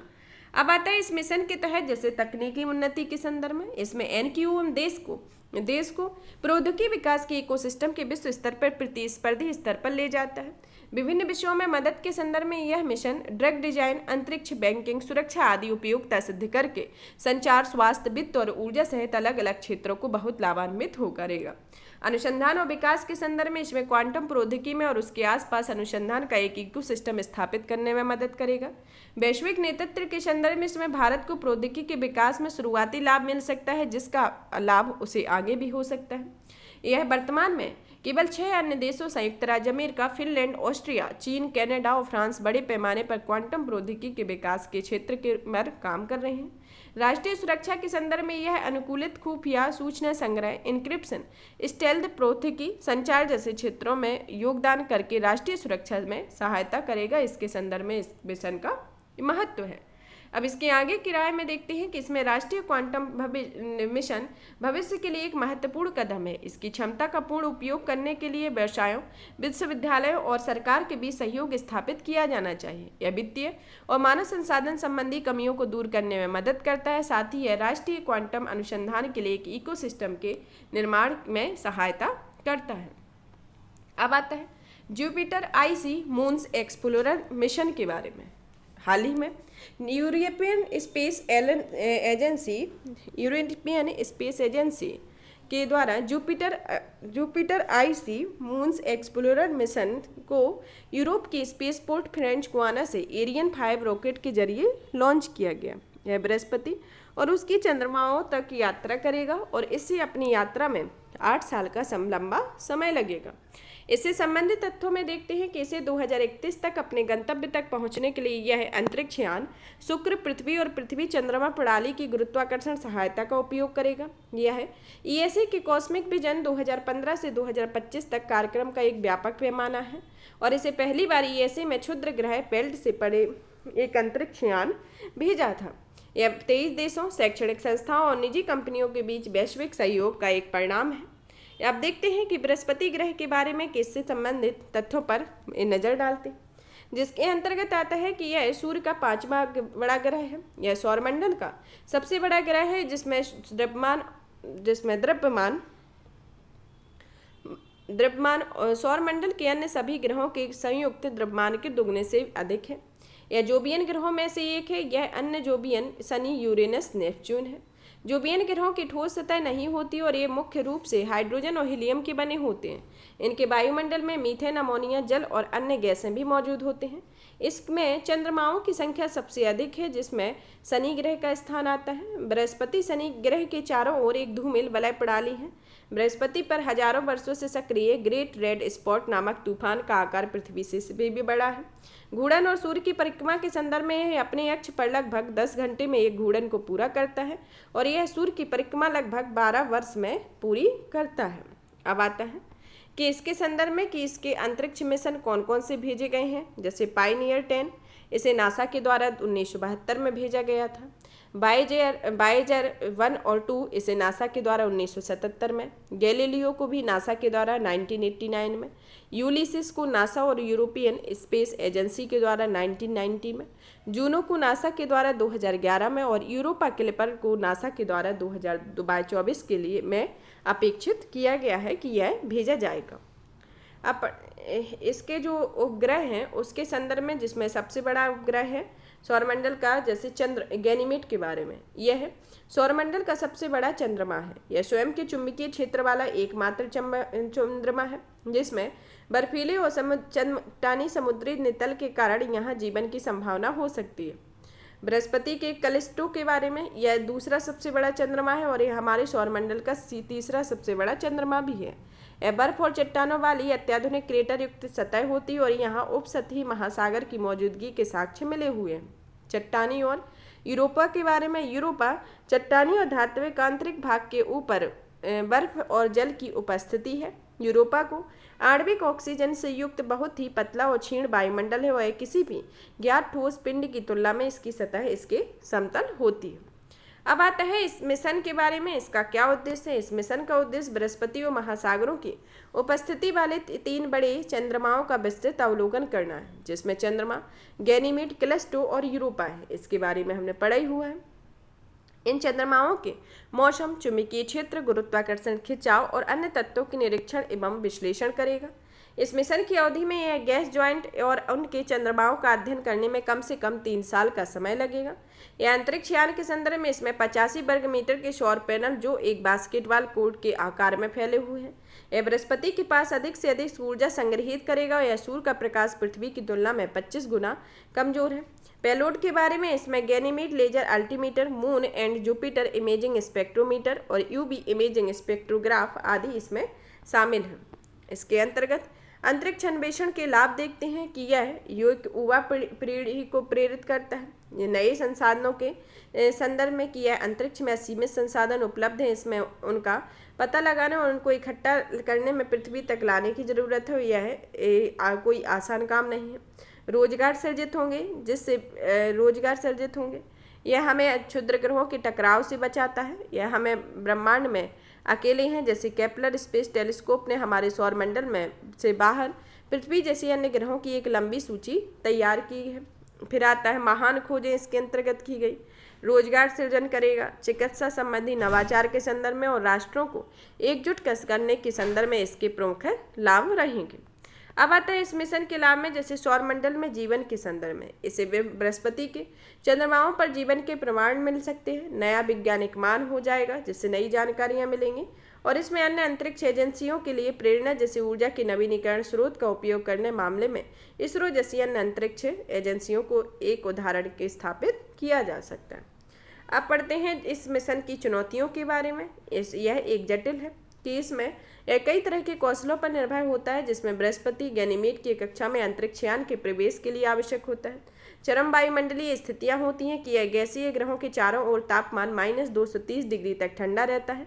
यह शुक्र ग्रह के निकट 250 डिग्री सेल्सियस के अत्यधिक तापमान के विपरीत है। ग्रेविटी असिस्टेंट फ्लाईबाय के बारे में, यह शुष्क पृथ्वी और पृथ्वी चंद्रमा प्रणाली के मिशन के प्रक्षेपण पर बदल जाता है।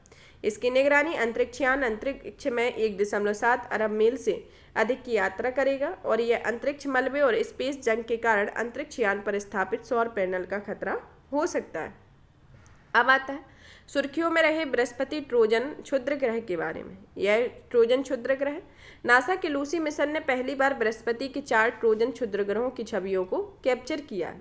छवियों में वैज्ञानिकों ने विश्लेषण करने में मदद मिली है कि कैसे ट्रोजन क्षुद्र ग्रह कुछ निश्चित कणों के या कोणों से प्रकाश को परावर्तित करते हैं। क्षुद्र ग्रह प्रारंभिक सौरमंडल के अवशेष हैं जिन्हें ट्रोजन्स भी कहा जाता है। ट्रोजन्स 2 असमान समूहों में सूर्य की परिक्रमा करते हैं और इसमें एक समूह बृहस्पति से आगे और दूसरा बृहस्पति के पीछे होता है। वे गुरुत्वाकर्षण के संतुलन में सूर्य और उसके सबसे बड़े ग्रह द्वारा स्थिर होते हैं। लूसी को 2021 में ट्रोजन्स के अध्ययन करने वाले पहले अंतरिक्ष मिशन के रूप में लॉन्च किया गया था और यह 12 साल के मिशन पर है जो पृथ्वी के 9 ट्रोजन और उसके साथ 2 मुख्य बेल्ट क्षुद्र ग्रहों का बारीकी अवलोकन करेगा इसके संदर्भ में।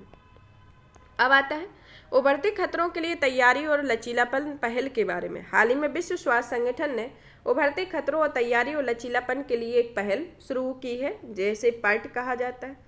पर्ट पहल के बारे में यह है PRET रोग महामारी की तैयारी में सुधार करने के लिए एक अभिनव दृष्टिकोण है। इसके अंतर्गत यह माना जाता है कि समान प्रणालियों, क्षमताओं, ज्ञान, उपकरणों का लाभ उठाया जाता है और इसमें महामारियों संचरण के तरीकों के आधार पर रोग जनकों के समूह के हेतु लागू किया जाता है। इसमें कोविड-19 महामारी और हाल की अन्य लोक स्वास्थ्य आपात स्थितियों के दौरान स्थापित साझा सीखने सामूहिक कार्यवाही के लिए नवीनतम उपकरण और दृष्टिकोण शामिल है तथा इसके अंतर्गत न्याय संहिता, समावेशिता, सुसंगतता के सिद्धांतों पर सर्वोच्च महत्व देती है तथा इसमें PRET तैयारियों के मजबूत करने के उद्देश्य से सहयोग के लिए राष्ट्रीय, क्षेत्रीय और वैश्विक हितधारकों के लिए एक मंच प्रदान करती है। WHO के बारे में, WHO का मुख्यालय जेनेवा स्विट्जरलैंड में है। यह संयुक्त राष्ट्र की एक एजेंसी है जिसमें 194 सदस्य, जिसमें भारत भी इसका सदस्य है और इसका उद्देश्य स्वास्थ्य को बढ़ावा देना, दुनिया को सुरक्षित रखना और कमजोर लोगों की सेवा करना ताकि हर कोई हर जगह स्वास्थ्य का उच्चतम स्तर प्राप्त कर सके इसके संदर्भ में। अब आता है इससे संबंध में एक PRET पहल अंतर्राष्ट्रीय स्वास्थ्य विनियामकी के तत्वाधान में संचालित की जाती है, जिसमें अंतर्राष्ट्रीय स्वास्थ्य विनियामकी को 2005 में स्थापित किया गया था। यह WHO के 194 सदस्य देशों सहित विश्व भर के 196 पक्षकार देशों की एक कानूनी रूप से बाध्यकारी समझौता है। यह दुनिया भर में संभावित लोक स्वास्थ्य आपात स्थितियों का पता लगाने और रिपोर्ट करने की क्षमता का निर्माण करता है। अंतर्राष्ट्रीय स्वास्थ्य विनियामक की मुख्य क्षमताओं को निर्धारित करता है और देशों को महामारियों का पता लगाने और उनका प्रभावी ढंग से प्रतिक्रिया करने में सक्षम करने की आवश्यकता होती है। विश्व स्वास्थ्य संगठन अंतर्राष्ट्रीय स्वास्थ्य विनिमय के कार्यान्वयन में समन्वय की भूमिका निभाता है और अपने सहयोगियों के साथ मिलकर देशों को उनकी क्षमता निर्माण में मदद करता है, जिसके लिए जरूरी है कि सभी देशों के पास पता लगाने, आकलन करने, रिपोर्ट और प्रतिक्रिया देने में क्षमता हो इसके संदर्भ में। PRET में तकनीकी कार्यवाहियाँ अंतर्राष्ट्रीय स्वास्थ्य विनियामक की प्रमुख क्षमताओं के रूप में चिन्हित किया गया है, जिन्हें स्वास्थ्य आपातकालीन तैयारी, प्रतिक्रिया, लचीलापन के लिए 5 उपप्रणालियों के अनुसार समूहीकृत किया गया। WHO के तहत HEPR एक लर्निंग चैनल है जो WHO राष्ट्रीय समकक्षों भागीदारों के लिए संसाधनों के एक साथ लाता है, जिसके ताकि अतिरिक्त संसाधन हेतु आवेदन करने के लिए राष्ट्रीय निवेश योजनाओं को विकसित करने की प्रक्रिया की रूपरेखा तैयार करना और इससे महामारी निधि संसाधित भी शामिल है। PRET महामारी समझौते के उद्देश्यों और प्रावधानों को क्रियान्वित करने के लिए कार्य कर सकता है, जिस पर वर्तमान में WHO के सदस्य देशों द्वारा वार्ता की जा रही है। अब पढ़ते हैं आज विज्ञान एवं प्रौद्योगिकी के संदर्भ में क्या क्या सुर्खियां रही। पहला आता है दुर्लभ भूतत्व के बारे में, रेयर अर्थ एलिमेंट्स के बारे में। हैदराबाद स्थित राष्ट्रीय भूभौतिकी अनुसंधान संस्थान ने आंध्र प्रदेश के अनंतपुर जिले में 15 दुर्लभ भूतत्वों के बड़े विशाल भंडार खोजे हैं। यह भूतत्व को दुर्लभ भू ऑक्साइड भी कहा जाता है। ये चांदी के सफ़ेद 17 नरम भारी धातुओं का एक समूह होता है। ये आवर्त सारणी में एक साथ प्राप्त होते हैं। इस समूह में एट्रियम और 15 लेथिनाइट तत्व शामिल होते हैं, जिसमें 15 लेथिनाइट तत्व जिसमें lanthanum, cerium, praseodymium, neodymium, promethium, samarium, europium, gadolinium, terbium, dysprosium, holmium, erbium, thulium, ytterbium और लुटेटेरियम इसके अंतर्गत इस तत्व शामिल होते हैं। इसमें सभी तत्व मौजूद धातुएं होती हैं और इसमें कई समान गुण होते हैं और इस वजह से ये अक्सर भूगर्भिक निक्षेपों में एक साथ प्राप्त होते हैं। REEs का उपयोग अत्याधुनिक प्रौद्योगिकी में तथा रक्षा प्रौद्योगिकियों में तथा सेल फोन, कंप्यूटर, इलेक्ट्रॉनिक वाहन जैसे इलेक्ट्रॉनिक उपकरणों में व्यापक रूप से किया जाता है। इन तत्वों में लिगमेंट्स और उत्प्रेरक गुणों की वजह से इनका उपयोग अधिक होता है तथा रेड मड बेयर प्रक्रिया के माध्यम से बॉक्साइट अयस्क में एल्यूमिनियम निकलने के क्रम में उत्पन्न विषाक्त उत्पाद होते हैं और रेड मड में REEs भी होते हैं। जो इनको प्राप्त करने के लिए 2 रणनीतियाँ उपलब्ध हैं, जिसमें केवल REEs निकालना और REEs समेत सभी धातुएं जैसे लोहा, टाइटेनियम और सोडियम को निकालना है। अब आता है ब्लॉकचेन प्रोजेक्ट के बारे में। सरकार ने Web3 की क्षमता का पता लगाने के लिए ब्लॉकचेन प्रोजेक्ट शुरू किया है। इस परियोजना का शीर्षक राष्ट्रीय ब्लॉकचेन सेवा प्रदान करने और ब्लॉकचेन इकोसिस्टम के लिए एक एकीकृत ब्लॉकचेन फ्रेमवर्क डिजाइन और विकास करना है। यह वेब 3 को साकार करने की दिशा में सरकार का एक प्रयास है जिसमें ब्लॉकचेन की एक महत्वपूर्ण भूमिका निभाता है। यह वितरित अवसंरचना पर ब्लॉकचेन एज आ सर्विस के सुगम एकीकरण और व्यवधान के लिए ओपन एप्लीकेशन प्रोग्रामिंग इंटरफेसेस का निर्माण आसान होता है। ब्लॉकचेन एज आ सर्विस कंपनियों के तृतीय पक्ष क्लाउड आधारित अवसंरचना और प्रबंधन को संदर्भित करता है और यह सरकारी विभागों ब्लॉकचेन सेवाओं का लाभ उठाने में सक्षम बनाता है ताकि वे ब्लॉकचेन पर अपने स्वयं के ब्लॉकचेन ऐप्स, स्मार्ट कॉन्ट्रैक्ट्स और फंक्शन का निर्माण, प्रबंधन और उपयोग कर सके। यह परियोजना राष्ट्रीय ब्लॉकचेन रणनीति 2021 के उद्देश्यों के अनुरूप शुरू की गई है और इस रणनीति में इलेक्ट्रॉनिक और सूचना प्रौद्योगिकी मंत्रालय के द्वारा लॉन्च किया गया है। यह एक राष्ट्रीय ब्लॉकचेन अवसंरचना विकसित करने के लिए एक विश्वसनीय डेटा फ्रेमवर्क प्लेटफॉर्म निर्मित करती है।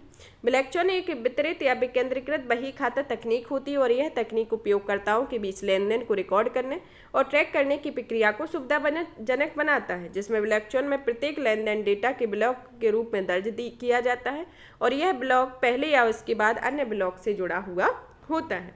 अब आता है support for updation, preventive repair and maintenance of equipment के बारे में। इसे सुप्रीम को उन विज्ञान एवं प्रौद्योगिकी विभाग ने लॉन्च किया हुआ है। ये अपनी तरह का एक पहला कार्यक्रम है जिसके तहत मौजूदा विश्लेषणात्मक उपकरण सुविधाओं की कार्यात्मक क्षमताओं को बढ़ाने के लिए मरम्मत या उनके रखरखाव या अतिरिक्त संलग्न प्राप्त करने हेतु संस्थानों को वित्तीय सहायता प्रदान करना है। यह वित्त पोषण इसका निजी और सरकारी स्वामित्व में 75-25 के अनुपात में है। यह राज्य वित्त संस्थानों को 100% वित्तीय सहायता दी जाएगी। इसमें योजना के तहत सहायता में 3 साल दिए जाएंगे। यह विश्लेषणात्मक उपकरण आधुनिक विज्ञान एवं प्रौद्योगिकी में कई क्षेत्रों में नई नमूना विश्लेषण के माध्यम से अनुसंधान करने में महत्वपूर्ण है। PSLV ऑर्बिटल एक्सपेरिमेंटल मॉड्यूल 2 के बारे में या POEM 2 के बारे में। इसरो ने PSLV C55 मिशन में POEM 2 का उपयोग करते हुए एक वैज्ञानिक प्रयोग किया। इसके अंतर्गत इस मिशन सबसे पहले तो PSLV C55 मिशन के बारे में। यह मिशन अंतर्राष्ट्रीय उपग्रह ग्राहकों के लिए न्यू स्पेस इंडिया लिमिटेड की एक समर्पित वाणिज्यिक मिशन है। PSLV 4 चरणों वाला एक प्रक्षेपण यान होता है जिसमें पहला और तीसरा चरण ठोस प्रणोदक आधारित होता है और दूसरा और चौथा चरण तरल प्रणोदक आधारित होता है। NSIL इसरो की एक वाणिज्यिक शाखा होती है जिसमें प्राथमिक जिम्मेदारी भारतीय उद्योगों को उच्च प्रौद्योगिकी की आवश्यकता वाली अंतरिक्ष संबंधी गतिविधियों में सक्षम बनाना होता है। PSLV C55 में प्रक्षेपित मुख्य पेलोड में आता है पहला टेलियोस 2 के बारे में।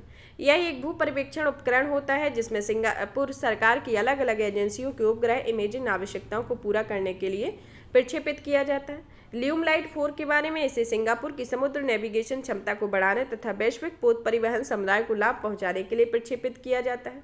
इस मिशन में पहली बार PSLV के चौथे चरण को ऊर्जा देने के लिए सौर पैनलों का उपयोग किया जाता है और इससे प्रयोगों का संचालन महीने भर किया जा सकता है। इससे आमतौर पर रॉकेट का चौथा और अंतिम चरण केवल कुछ दिनों के लिए ही अंतरिक्ष में रहता है और इसके बाद वायुमंडल में इसे वापस लौटकर जल जाता है। PSLV ऑर्टिकल एक्सपेरिमेंटल मॉड्यूल 2 प्लेटफॉर्म शामिल होता है जिसमें PSLV के अंतिम चरण का उपयोग करते हुए कक्षा में प्रयोग किया जाता है। यह पोएम में एक समर्पित नेविगेशन गाइडेंस और कंट्रोल सिस्टम होता है जो सिस्टम की विशिष्ट सटीकता के साथ प्लेटफॉर्म को स्थिर करने के लिए एक प्लेटफॉर्म के मस्तिष्क के रूप में कार्य करता है। अब पढ़ते हैं tropospheric emissions monitoring of pollution instrument के बारे में या टेम्पो के बारे में। नासा ने अंतरिक्ष में वायु प्रदूषण की निगरानी के लिए टेम्पो नामक उपकरण लॉन्च किया। टेम्पो वैज्ञानिकों के दिन हर घंटे संपूर्ण उत्तरी अमेरिका में वायु प्रदूषकों, उनके उत्सर्जन स्रोतों तथा वायु गुणवत्ता की निगरानी करने के लिए सक्षम बनाएगा। इसे भूमध्य रेखा में से 35,786 किलोमीटर की ऊंचाई तक भू स्थिर कक्षा में स्थापित किया गया है। टेम्पो द्वारा ट्रैक किए गए प्रदूषकों में नाइट्रोजन डाइऑक्साइड, फॉर्मेल्डिहाइड और ओजोन शामिल होते हैं। नाइट्रोजन डाइऑक्साइड जीवाश्म ईंधन के दहन से उत्पन्न होता है। यह वायुमंडल प्रदूषण में 10 वर्ग किलोमीटर या आसपास के स्तर में स्थानिक रिजोल्यूशन तक मापने में सक्षम बनाता है। इलेक्ट्रोमैग्नेटिक आयन साइक्लोट्रॉन तरंगों के बारे में हाल ही में भारतीय वैज्ञानिकों ने भारतीय अंटार्कटिका स्टेशन मैट्री में EMIC तरंगों की पहचान की थी और इसकी विशेषताओं का अध्ययन किया था। इसका अध्ययन निम्न कक्षाओं में स्थापित उपग्रहों पर विकिरण पट्टी में मौजूदा ऊर्जावान कणों के प्रभाव को समझने में मदद करना है।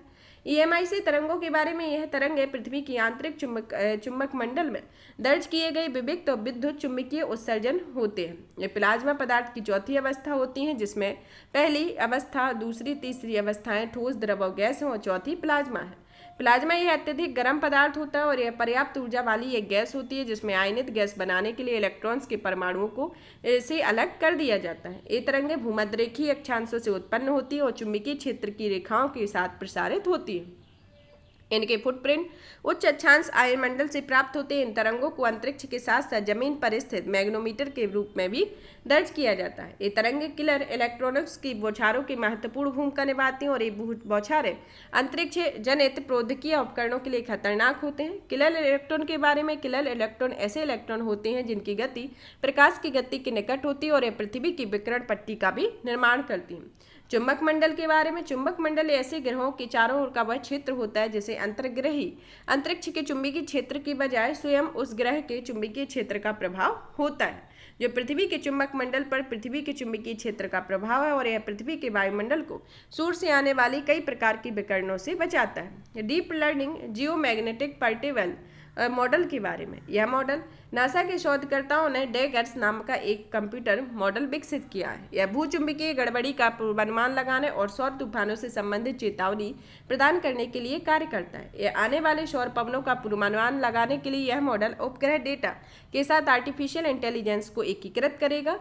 यह पृथ्वी पर कहीं भी आने जाने वाले सौर तूफान की जानकारी 30 मिनट पहले प्रदान करेगा और यह समय महत्वपूर्ण प्रणालियों को सौर तूफानों से बचाने के लिए पर्याप्त होता है। सौर पवनें सूर्य से प्रभावित होती हैं और ये अपने साथ कई पदार्थों को धारा के रूप में भी लाती है और इसके साथ सूर्य का चुंबकीय क्षेत्र भी अंतरिक्ष के सक्रिय हो जाता है, जो दुनिया में मौजूदा इलेक्ट्रिक अवसंरचना को नुकसान पहुंचा सकता है। मैग्नेटो रेजिस्टेंस के बारे में, हाल ही में नोबेल पुरस्कार विजेता आंद्रे गिम ने पाया है कि ग्राफीन कमरे के तापमान पर एक विषम किंतु विशाल मैग्नेटो रेजिस्टेंट प्रदर्शित करता है। विशाल मैग्नेटो रेजिस्टेंट के बारे में, यह एक सुचालक के विद्युत प्रतिरोध का परिणाम होता है जो निकटस्थ सामग्रियों के चुंबकीय क्षेत्रों से प्रभावित हो रहा है। इन सामग्रियों में एक ही दिशा में चुंबकित किया जाता है तो सुचालक में विद्युत प्रतिरोध कम हो जाता है और जब दिशाएं एक दूसरे के विपरीत हो जाती हैं तो इसमें प्रतिरोध बढ़ जाता है। GMR के अनुप्रयोग के बारे में, इसका अनुप्रयोग computer, biosensor, automatic sensor, micro electromechanical system, medical emergency और हार्ड डिस्क ड्राइव में मैग्नेटो रेजिस्टेंट रैम के अंतर्गत किया जाता है। ग्राफीन के बारे में, ग्राफीन कार्बन का अपर रूप होता है जो कार्बन परमाणुओं की एक एकल परत होती है। ये परमाणु मधुमक्खी के षष्ठकोणीय छत्ते जैसी जाली को कसकर बंधे होते हैं। इसमें ग्रेफाइट से प्राप्त किया जाता है। यह विशेष भौतिक रासायनिक गुणों को भी प्रदर्शित करता है, जैसे उच्च पृष्ठीय क्षेत्र, बेहतर जैव अनुकूलता, प्रबल यांत्रिक शक्ति, उत्कृष्ट तापीय चालकता और तीव्र इलेक्ट्रॉन प्रवाह इसके अंतर्गत आते हैं। इसका उपयोग ऊर्जा में, सेंसर, बायोसेंसर आदि में, जैव चिकित्सा में और पर्यावरणीय उपचार में इसका उपयोग किया जाता है। 2007 में अल्बर्ट फर्ट और पीटर गुटेनबर्ग ने 1988 में GMR की खोज के लिए भौतिकी का नोबेल प्राइज मिला था और 2010 में आंद्रे गिम और कॉन्स्टेंटिन नोवोसेल्स्की को ग्राफीन पर उनके शोध पर भौतिकी का नोबेल प्राइज दिया गया था। और हाल ही में विजेता आंद्रे गिम को विशाल मैग्नेटो रेजिस्टेंस के प्रदर्शन के लिए नोबेल प्राइज मिला है। अब आता है यूरेनियम का नया समस्थानिक के बारे में। पहले से अज्ञात यूरेनियम में एक समस्थानिक यूरेनियम 241 की खोज की गई। इसके पहले जानकारी नहीं थी, लेकिन इसकी परमाणु संख्या 92 और परमाणु द्रव्यमान संख्या 241 है। यूरेनियम एक प्राकृतिक रूप से पाया जाने वाला एक रेडियोधर्मी तत्व होता है, जिसमें 99.2% यूरेनियम U-238 के रूप में मौजूद होता है, जबकि शेष हिस्सा अन्य समस्थानिकों में मौजूद होता है। U-23 और U-234 आदि इसके अंतर्गत आते हैं। सैद्धांतिक गणना के अनुसार इसमें 40 मिनट का आधा जीवन हो सकता है और यह एक नए समस्थानिकों को मल्टी न्यूक्लियस ट्रांसफर नामक एक प्रक्रिया के दौरान खोजा गया और इस प्रक्रिया में दो समस्थानिकों ने प्रोटॉन और न्यूट्रॉन का आदान प्रदान किया है। इसके अंतर्गत लाभ होते हैं कि यह परमाणु भौतिकी की हमारी समझ को परिष्कृत करेगा और परमाणु ऊर्जा संयंत्रों को डिजाइन करने और विस्फोट करने वाली तरंगों को प्रतिरूपण प्रदान करने में मदद करता है आदि इसके अंतर्गत आता है। अब आता है the state of world children 2023 report के बारे में। इस रिपोर्ट को यूनिसेफ के द्वारा प्रकाशित किया गया तथा इस रिपोर्ट के बारे में या for every child vaccination reports जारी की गई the states of the world children 2023 के अंतर्गत। इस रिपोर्ट को बाल्यावस्था में टीकाकरण को प्राथमिकता देने का एजेंडा प्रस्तुत करती है। इसमें समानता को बढ़ावा देने और टीकाकरण कवरेज को संधारणीय रूप से आगे बढ़ाने के लिए टीकाकरण एजेंडा 2030 तथा गावी रणनीति 5.0 में शामिल वैश्विक रणनीतियों के आधार पर उपयोग किया गया। इस रिपोर्ट के अंतर्गत किन किन क्षेत्रों को प्राथमिकता दी गई? इसमें निम्नलिखित क्षेत्रों के अंतर्गत आती है। पहली आती है जैसे महामारी के दौरान टीकाकरण से वंचित रह गए बच्चों का टीकाकरण करना, जिसमें वर्तमान में 98% आबादी को टीकों बच्चों के लिए महत्वपूर्ण मानती है। जीरो डोज या और आधे अधूरे टीकाकरण वाले बच्चों की पहचान करना है और भारत जीरो डोज वाले बच्चों की सर्वाधिक संख्या शीर्ष 20 देशों में शामिल है। अब आता है डेटा संग्रह और रोग निगरानी के सुधार करके एक प्रणाली को लचीला बनाना, वैक्सीन और अन्य आपूर्ति को सुनिश्चित करना आदि होता है, जिसमें भारत में digital health platform, technology enabled community health operations और इलेक्ट्रॉनिक वैक्सीन इंटेलिजेंस नेटवर्क ने टीकाकरण कवरेज बढ़ाया है और साथ ही डेटा एंट्री क्षमता में भी वृद्धि की है। द बिग कैचअप के बारे में विश्व स्वास्थ्य संगठन ने यूनिसेफ, वैक्सीन अलायंस, गावी और bill and Melinda Gates foundation ने इम्यूनाइजेशन एजेंडा 2030 तथा अन्य स्वास्थ्य भागीदारों के साथ द बिग कैचअप का क्रियान्वयन किया है। यह एक लक्षित वैश्विक प्रयास है जिसका उद्देश्य कोविड-19 महामारी के कारण बाल टीकाकरण में आई गिरावट को रोक कर टीकाकरण की गति में तेजी लाना है। इस पहल से भारत सहित अन्य देशों में 20 देशों को विशेष ध्यान दिया जाएगा, जिसमें 2021 में टीकाकरण में 3/4 बच्चे छूट गए। यह पहल स्वास्थ्य देखभाल कार्यबल को मजबूती प्रदान करेगी, स्वास्थ्य सेवा वितरण में सुधार करेगी, टीकों की मांग का सृजन करेगी और टीकाकरण की पुनर्बहाल करने वाली में आने वाली बाधाओं को दूर करेगी। सिंग्रिक्स वैक्सीन के बारे में। सिंग्रिक्स वैक्सीन ग्लैक्सोस्मिथक्लाइन फार्मा ने सिंग्रिल्स से बचाव के लिए भारत में सिंग्रिल्स वैक्सीन को लॉन्च किया है। इस वैक्सीन के अंतर्गत यह एक बैरिसिला जोस्टर वायरस है जो कि फिर से सक्रिय होने के कारण होता है। यह वही वायरस होता है जिसे चिकन पॉक्स होता है। यह मधुमेह, हृदय रोग, गुर्दे की बीमारियों से पीड़ित लोगों में सिंगल्स होने का खतरा अधिक होता है और इस कारण यह इन बीमारियों की वजह से उनका प्रतिरक्षा तंत्र कमजोर कर देती है। सिंग्रिल्स वैक्सीन को 50 वर्ष या उससे अधिक आयु वर्ग के वयस्कों में सिंगल्स या हाइपीस जोस्टर या पोस्ट हर्पीज न्यूरैल्जिया को रोकेगी। यह दुनिया की पहली नॉन लाइव रिकॉम्बिनेट सब यूनिट वैक्सीन है। इसे की 2 खुराक दी जाती है और इससे इंजेक्शन के माध्यम से मांसपेशियों में लगाया जाता है। अब आता है नो योर मेडिसिन के बारे में, अपनी दवा को जानो अभियान के बारे में। राष्ट्रीय डोपिंग रोधी एजेंसी नाडा ने नो योर मेडिसिन वेब और मोबाइल एप्लीकेशन विकसित किए हुए हैं। इस कदम का उद्देश्य भारत में एक स्वच्छ खेल परिवेश बनाना है। स्वच्छ खेल का मार्ग प्रशस्त करते हुए एप्लीकेशन खेल इकोसिस्टम में यह जांचने में मदद मिलेगी जिसमें दवाओं को कोई प्रतिबंधित पदार्थ मौजूद है या नहीं और दवाओं के उपयोग हेतु सूचित निर्णय लिए जाते हैं। और यह एप्लीकेशन हिंदी और इंग्लिश दोनों भाषाओं में उपलब्ध है, जिसमें यूजर्स इमेज और टेक्स्ट विकल्पों द्वारा सर्च कर सकते हैं। साथ ही दवाओं और संगठक विकल्पों द्वारा भी सर्च किया जाता है। अब आता है सांख्यिकी में अंतर्राष्ट्रीय पुरस्कार के संदर्भ में। हाल ही में भारतीय अमेरिकी CR राव ने 102 साल की आयु में सांख्यिकी में अंतर्राष्ट्रीय पुरस्कार जीता है। इस पुरस्कार को सांख्यिकी का नोबेल प्राइज माना जाता है। सांख्यिकी में अंतर्राष्ट्रीय पुरस्कार 2016 में 5 प्रमुख सांख्यिकी संगठनों के एक समूह को स्थापित किया गया था, जिसमें American statistical association, institute of mathematical statics, international biometric society, international statistical institute, royal statistics society इसके अंतर्गत 5 यह सांख्यिकी संगठन है। यह पुरस्कार प्रत्येक 2 साल में एक बार किसी व्यक्ति या टीम को दिया जाता है। यह पुरस्कार विज्ञान, प्रौद्योगिकी और मानव कल्याण को आगे बढ़ाने के लिए सांख्यिकी का उपयोग करके अर्जित की गई प्रमुख उपलब्धियों के लिए दिया जाता है। यहाँ पर यह हमारा साइंस एंड टेक्नोलॉजी से रिलेटेड टॉपिक फिनिश होता है। और भी इसी तरीके की वीडियो को देखने के लिए चैनल को लाइक करें, सब्सक्राइब करें, शेयर करें। धन्यवाद।